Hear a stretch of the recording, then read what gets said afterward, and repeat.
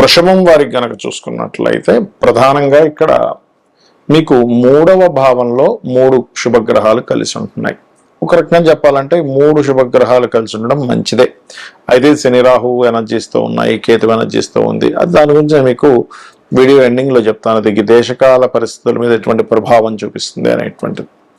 అయితే మీకు 3లో 3 గ్రహాలు ఉండడం, లగ్నంలో కుజుడు, లాభంలో శని, ధనస్థానంలో రవి, చతుర్థ భావంలో కేతువు, ఈ యొక్క గ్రహస్థితి మూలంగా మీకు ఎటువంటి ఫలితాలు రానున్నాయి, ఏ దేవత ఆరాధన చేయాలి, ఎటువంటి విషయాల పట్ల మీరు జాగ్రత్త వహించాలి అనేటువంటి అంశాలు చెప్తుంది. నేనైనప్పటికీ చెప్పిస్తుంది సాక్షాత్ లలిత అమ్మవారిగా భావిస్తూ ఆ లలితాంబిక అమ్మవారి యొక్క అనుగ్రహం మీకు పరిపూర్ణంగా కలగాలని మనస్ఫూర్తిగా కోరుకుంటూ, ఇక్కడ గమనించినట్లయితే మీకు ఎప్పుడైతే ఈ 3వ భావంలో గ్రహాలు ఉన్నాయో కొన్ని లావాదేవీలు, కొన్ని అగ్రిమెంట్స్ అనుకోండి, కొంతమందితో మాట్లాడుకొని కొన్ని సరి చేసుకోవాల్సినవి ఉంటాయి.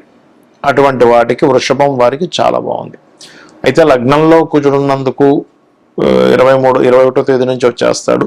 కాకపోతే మనం ఇప్పుడు చెప్పుకునే ఈ ప్లానటరీ పొజిషన్స్ అంటే 23 నుంచి జూలై 5 వరకు కలిసి ఉంటాయి ఈ 3 గ్రహాలు. దాని తర్వాత బుధుడు వెనక్కి వచ్చేస్తాడు, మరలా మిథునంలోకి వక్రించుకుంటూ, శుక్రుడేమో ముందుకి సింహరాశిలోకి వెళ్ళిపోతాడు.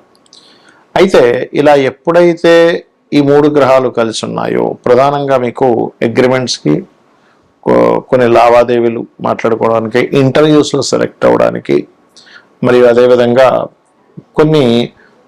కొన్ని విషయాలు గతంలో జరిగిన కొన్ని ఘర్షణలు క్లియర్ చేసుకోవడానికి, వివాహ సంబంధించినటువంటి విషయం అనుకూలత కూడా యోగిస్తుంది. ఎందుకంటే ఎప్పుడైతే బుధుడు శుక్రుడు వచ్చాడో బంధువర్గంలో వారి పరిచయాలు, బంధువర్గంలో వారితో కాస్త వివాహ సంబంధించిన విషయాలు, ఇష్టపడిన వారిని వివాహం చేసుకోవడానికి ఇది అనుకూలిస్తుంది. అదేవిధంగా ఉన్నత విద్యా సంబంధించిన విషయాలకి, మరియు లాభంలో శని ఉంటూ శని మీద గురువు దృష్టి, అంటే ఒక లాభం కలగాలి కానీ ఆ లాభం నిలబడాలి. ఆ లాభం వల్ల మంచి, ఒక్కోసారి చూడండి మనకు లాభం వస్తుంది కానీ సాటిస్ఫాక్షన్ ఉండదు. అలా సాటిస్ఫాక్షన్తో కూడినటువంటి లాభం రానుంది, గుర్తుపెట్టుకోండి.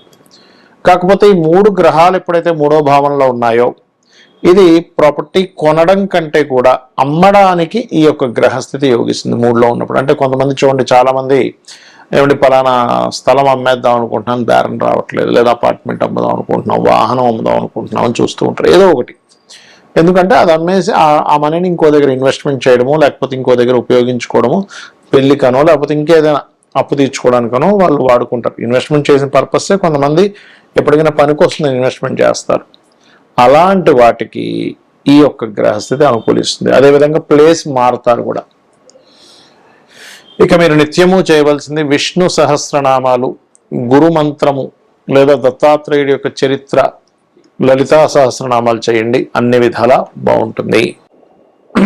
ఇక్కడ మనం గోచారంలో ఉండేటువంటి గ్రహాల యొక్క స్థితిగతుల గురించి మనం మాట్లాడుకున్నాం ఇప్పటి వరకు. కానీ మన జన్మజాతకంలో కూడా గ్రహ కలయిక అనేటువంటిది ఉంటుంది.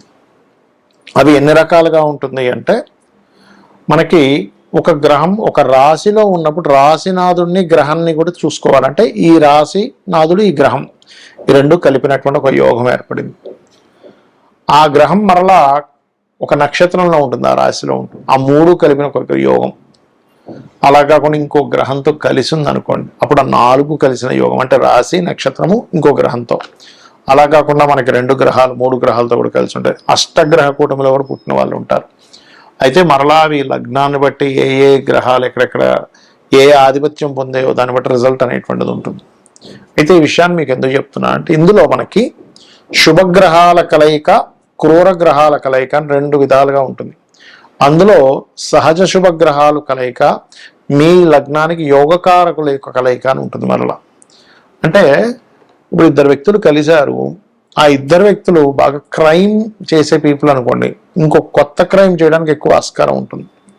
2 వ్యక్తులు మంచి సంఘ సంస్కర్తలు, మంచి చేయాలనే బుద్ధి కలిగిన వాళ్ళిద్దరూ కలిస్తే ఒక మంచి చేయాలనే బుద్ధి ఆలోచన వస్తుంది. అలా కాకుండా ఒక మంచివాడు ఒక క్రిమినల్ కలిస్తే ఏమవుతుందంటే, ఈ క్రిమినల్ యొక్క ఆలోచనలని మంచివాడికి కొంత అంటే ఛాన్సెస్ ఉంటాయి. ఈ మంచి ఆలోచనతో ఉన్నటువంటి వ్యక్తి యొక్క స్వభావం కొంత క్రిమినల్కి ఆలోచింపచేసేలాగా ఉంటుంది. అలాగే గ్రహాలు కూడా ఏంటంటే మీకు ముఖ్యంగా ఈ క్రూర గ్రహాలు అంటాం. అంటే ఏమిటి అవి?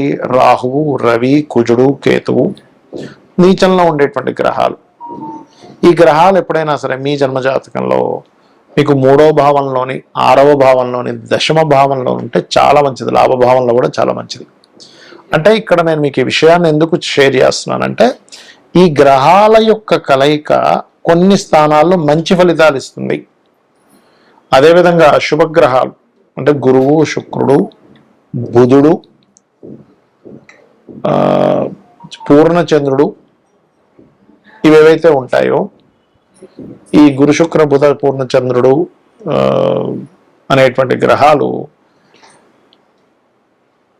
లగ్నంలో కానీ, అంటే లగ్నంలో ఉంటే స్వభావం, చక్కటి స్వభావాన్ని, ధనభావంలో ఉంటే ధనానికి ఎక్కడ ఇబ్బంది లేకుండా కలిగించడము, మరియు అదేవిధంగా మీకు చతుర్థంలో ఉంటే మంచి గృహయోగాన్ని, పంచమంలో ఉంటే మంచి విద్యాయోగాన్ని, మరియు చతుర్థంలో ఉంటే విద్యాయోగము, గృహయోగము, పంచమంలో ఉంటే సంతాన యోగాన్ని, మంత్రయోగాన్ని ఇస్తూ, సప్తమంలో ఉంటే మంచి జీవిత భాగస్వామిని, మరియు అష్టమంలో ఉంటే తాతగారు ఆస్తి సంబంధించిన విషయాల్లో అనుకూలత, 9లో ఉంటే మంచి గురువుని ఇలా ఇస్తూ ఉంటుంది. 12లో ఉంటే మంచి జీవిత భాగస్వామి, మంచి తండ్రి నుంచి ఆస్తి రావడం ఇలా ఇస్తూ ఉంటుంది. అయితే ఇక్కడ మనం అర్థం చేసుకోవాల్సింది ఆ గ్రహాలు నీచంలో, ఉచ్చంలో కూడా ఉంటాయి ఒక్కోసారి, శుభగ్రహమైనా కూడా అది మనం చూసుకోవాలి. ఇక ఈ యొక్క గ్రహాలు రివర్స్లో ఉన్నాయనుకోండి, అదే ఉదాహరణకి పాపగ్రహాలు శుభస్థానాల్లో ఉన్నాయి, 2లో ఉన్నాయి, గొడవలు కుటుంబ సభ్యులతో, 4లో ఉంది ఏదైనా ప్రాపర్టీ తీసుకుంటే గొడవ, 5లో ఉండి సంతానంతో, ఫ్రెండ్స్తోనే, ప్రేమించిన వారితో గొడవలు, 12లో ఉన్నాయి అనవసరమైన వ్యసనాలు. ఇలా ఒక్కొక్క గ్రహం యొక్క ఫలితము పలానా రాసుల్లో ఉన్నప్పుడు, పలానా భావాల్లో ఉన్నప్పుడు మారిపోతూ ఉంటుంది. అలాంటప్పుడు ఏమీ టెన్షన్ పడకుండా ఒకటే గుర్తుపెట్టుకోవాలి, ఏ గ్రహాలు అయితే మీకు ఉండి ఆ మహాదశలు నడుస్తున్నాయో, ఇక్కడ మరొక కీలకమైనటువంటి అంశం ఏమిటంటే ఆ గ్రహ కలయికి సంబంధించిన మహాదశలు, అంతర్దశలు రావాలి. రాకుండా ఏమీ ఎప్పుడు ఇబ్బంది పెట్టదు. అంటే మనకు ఆ కర్మ రాదనమాట. ఇక్కడ గ్రహం ఇబ్బంది పెట్టడం కాదు, మనకు ఆ కర్మ ఆ రూపంలో మంచిగాని చెడుగాని వస్తుందని అర్థం. ఆ మహాదశలు, అంతర్దశలు వచ్చినప్పుడు మాత్రమే మీరు దాన్ని అర్థం చేసుకోవాలి, ఆలోచించాలి, దానికి సంబంధించిన రెమెడీ చేసుకోవాలంటే దానం ఇవ్వడము, ఆ మంత్ర సాధన చేయడం చేస్తూ ఉండాలి. సో అయితే ఈ గ్రహాలు ముఖ్యంగా మనకి 3 గ్రహాలు గోచారంలో కలిసినందుకు దేశకాల పరిస్థితుల్లో కూడా అనేకమైన మార్పులు వస్తాయి. మనం గతంలో చాలా కాలం చెప్పుకుంటున్నాం ఏమండి, మీకు ఈ యొక్క ధనపరమైనటువంటి విషయంలో అంటే రూపీ యొక్క రూపం మారనుంది అని చెప్పుకుంటున్నాం, అటువంటి వాటివి, మరియు విపరీతమైనటువంటి వర్షాలు, విపరీతమైనటువంటి ఎండలని చెప్పుకున్నాం. అదేవిధంగా విపరీతమైన వర్షాలు, ఎండలు కూడా పెరుగుతాయి, యుద్ధ సంబంధించింది పెరుగుతుంది, మరియు ఈ ప్రయాణ సంబంధించిన విషయాల్లో జలప్రలయాలు, భూకంపాలు పెరుగుతూనే ఉంటాయి మనకి. కాబట్టి ఈ నదీ స్నానాలకు వెళ్ళినటువంటి వారు, ఈ నదుల దగ్గర, సముద్రాల దగ్గర, అంటే నీటికి దగ్గరగా నివసించేటువంటి వారు చాలా కేర్గా ఉండాలి ఇప్పుడు ఉండేటువంటి కండిషన్స్ వల్ల.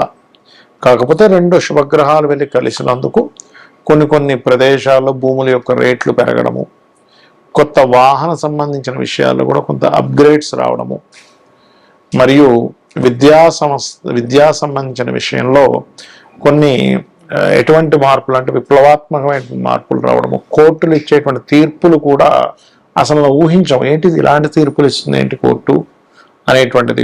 కొన్ని సెక్షన్స్ని జనాలకు ఉపయోగపడేటువంటి కొన్ని సెక్షన్స్ ఉంటాయి. అంటే ఏంటి, రిజర్వేషన్స్ క్యాన్సిల్ అనుకోండి, ఇలాంటి హై లెవెల్లో అసలు ఎవరు డేర్ చేయలేనటువంటి ఇవి గవర్నమెంట్లు తీసుకురావడం కూడా మనకి జరుగుతుంది ఈ యొక్క గ్రహ కలయికల మూలంగా. శ్రీమాత్రే నమః.